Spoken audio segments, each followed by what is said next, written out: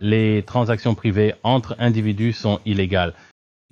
Cela concerne uniquement le gouvernement des États-Unis. Bonjour, bonsoir, bon après-midi, où que vous soyez, quelle que soit l'heure. Merci d'avoir regardé mes vidéos. Je m'appelle Davinci Jérémy. Vous savez comment je fonctionne, 5 sur 5 ici à Dubaï. Et oui, vous savez, c'est toujours une journée intéressante dans le monde de la crypto. L'action des prix, les actions du gouvernement. Nous avons Grayscale. Parlons-en. Vous savez quoi? Je veux convertir mon Ethereum en un ETF, n'est-ce pas? Nous avons les gouvernements qui dépensent plus d'argent qu'ils ne peuvent compter. Nous parlerons de tout cela dans les épisodes d'aujourd'hui.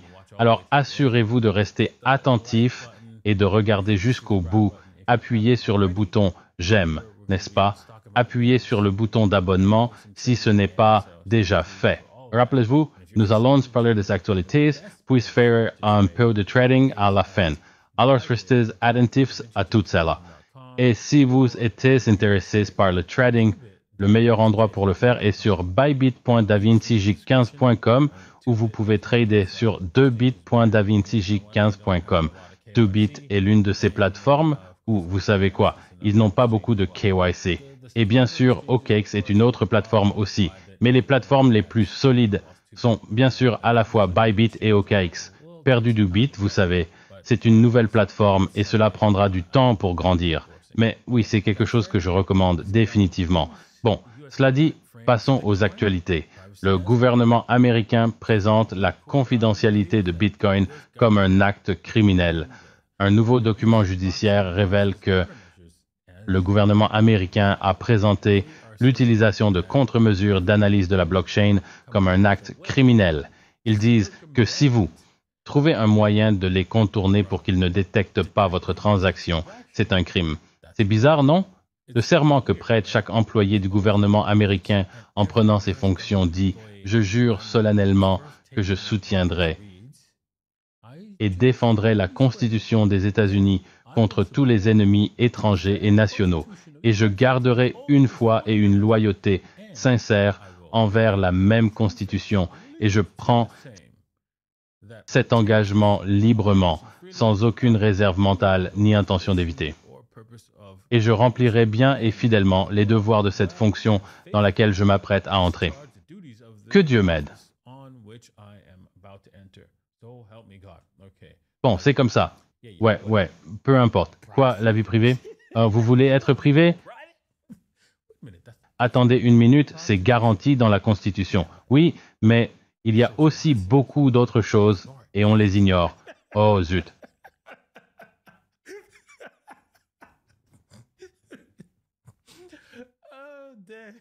C'est ainsi que fonctionne le gouvernement. Non, vous dites, bon, qu'est-ce que vous voulez dire? Qu'est-ce que le gouvernement ignore dans la Constitution? Eh bien, pour commencer, il n'y a aucun moyen qu'il soit illégal pour eux de vous facturer des impôts sur le revenu. C'est une partie de la Constitution. Aussi, l'émission de titres. Exact. Il est illégal d'utiliser autre chose que de l'or ou de l'argent comme monnaie. Ce ne sont que 2 exemples. Il y en a beaucoup d'autres. Mais bon, peu importe. Apparemment, le serment n'est applicable que tant qu'il sert l'agenda du gouvernement américain. Tout en tentant de maintenir une ordonnance proactive pour sceller la divulgation des informations heuristiques d'analyse de Chine, le gouvernement américain a, en essence, argumenté que le droit à la vie privée n'existe pas lors des transactions sur la blockchain. Oui, bon, peu importe. C'est dommage. Bien, passons à davantage de bêtises gouvernementales ici.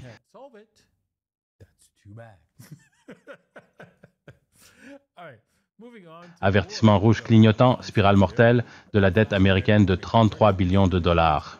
Eh bien, d'abord, ces 33 billions,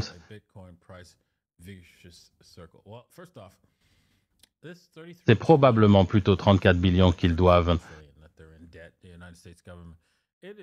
Le gouvernement des États-Unis en est au point où ils sont essentiellement finis.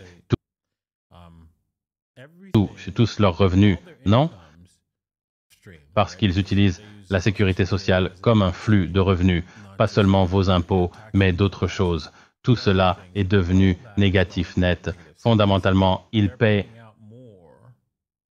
plus en sécurité sociale qu'ils ne reçoivent actuellement. Donc, en effet, ils sont en faillite. Ils sont en faillite depuis toujours. C'est juste qu'actuellement, c'est encore pire. Et c'est tellement mauvais, non, que le budget du gouvernement américain est maintenant de 2 billions de dollars, ce qui signifie qu'ils doivent s'endetter de 2 billions de dollars chaque année. Et d'ailleurs, ce chiffre de 2 billions par an, c'est en réalité, comment dire, c'est ce qu'ils disent qu'ils vont dépenser, pas ce qu'ils vont réellement dépenser.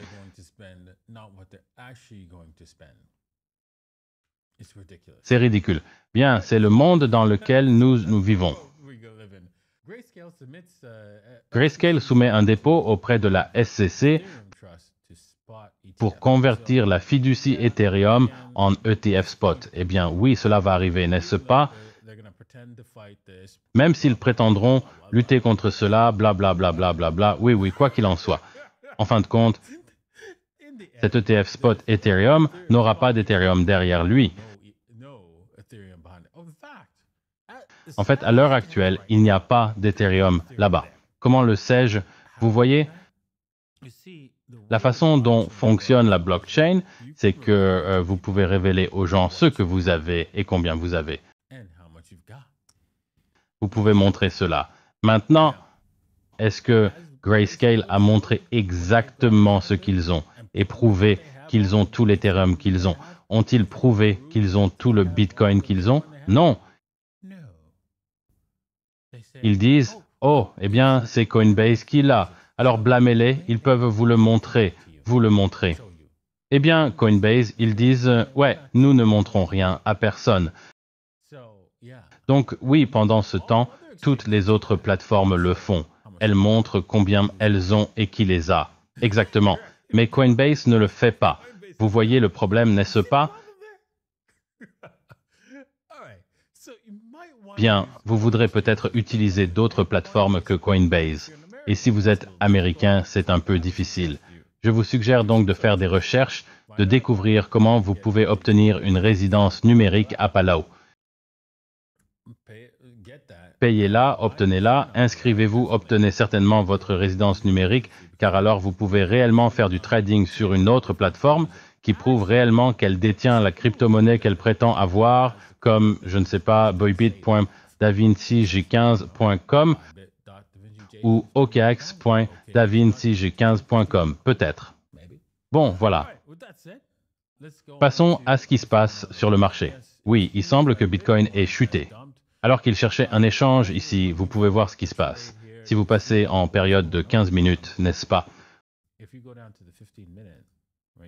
Vous le verrez un peu plus clairement. Alors que les prix montaient, les indicateurs baissaient. Cela indiquait une faiblesse. Et zut, Bitcoin a chuté fortement. La même chose s'est produite avec Ethereum. Il y avait une faiblesse qui se montrait ici.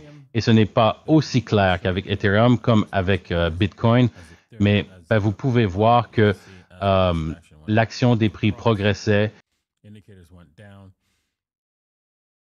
Les indicateurs baissaient, la faiblesse se montrait et ensuite, zut, nous sommes tombés. Nous avons rompu un peu ici, mais pas exactement le meilleur M, mais vous pouvez voir que cela a cassé facilement une fois que cela a franchi cela. Le seuil est une petite ligne ici, zut, à 1712, zut. C'est tout, le jeu est fini. Maintenant, nous retestons ce niveau inférieur de la rupture. Rappelez-vous que je cherchais une entrée ici. Si nous revenons tester cela et rebondissons dessus, je compterai cela comme un point d'entrée ici pour continuer. Si nous faisons cela, la même chose s'applique pour Bitcoin. Un retest de cette ligne de tendance baissière est un point d'entrée pour vous permettre de prendre cela plus haut. Mais oui, cela pourrait aussi casser à la baisse. Alors, gardez cela à l'esprit, parce que franchement, cela pourrait être juste un faux signal. Tout cela, c'est une tendance à la baisse qui ne s'est pas encore résolue, et ainsi. Il est probable que cela puisse encore baisser, alors soyez prudents avec cela. Oui, nous pourrions remonter jusqu'à 30 000, mais ensuite redescendre aussi. Alors vous pouvez probablement parier sur les 30 000, Et ensuite, je ne prendrai pas cela plus haut, sauf peut-être pour déplacer vos stops plus haut. Déplacer vos stops si cela continue à monter de plus en plus. Mais c'est tout. C'est tout pour Bitcoin et Ethereum. Regardons. Oh, la dominance. Est-ce que la dominance a fait quelque chose de fou? Non, non, c'est juste à 50%. D'accord, donc la dominance continue de monter ici. Elle ne s'est pas complètement effondrée. Il semble qu'elle veut le pomper plus haut. Pas bon pour les altcoins évalués en Bitcoin, mais évalués en dollars. Cela pourrait être quelque chose de très positif. Alors peut-être que vous voudrez convertir en dollars et trader les altcoins de cette manière. Parce que oui, il semble que Bitcoin va simplement dominer. En ce qui concerne cela, jusqu'à présent, cela ne s'est tout simplement pas effondré. Il doit s'effondrer avant que nous puissions voir Bitcoin sous-performer par rapport aux altcoins. Et les altcoins, nous voyons une énorme saison des altcoins dans notre avenir. Donc, cela ne se produit pas pour le moment, comme cela a été écrit ici par la dominance. Bien, c'est tout pour aujourd'hui. J'espère que vous avez apprécié l'épisode d'aujourd'hui et nous vous verrons demain. Paix!